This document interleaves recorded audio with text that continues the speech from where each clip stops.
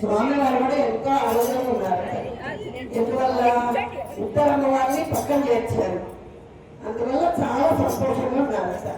ఇలాంటి సమయంలో మనం ఏ కోరుకున్నా కూడా శీఘ్రమే నిర్ణయిస్తారు. ఆనందం ఉన్నప్పుడైతే ఏదైనా వినయించుకోగలుగుతారు కదా. అమ్మ అందరికి సంబంధించింది వినండి అమ్మ. స్వామి వద్దు నిత్యము ఆనందాన్ని ప్రసాదించమని అడుగుతాం.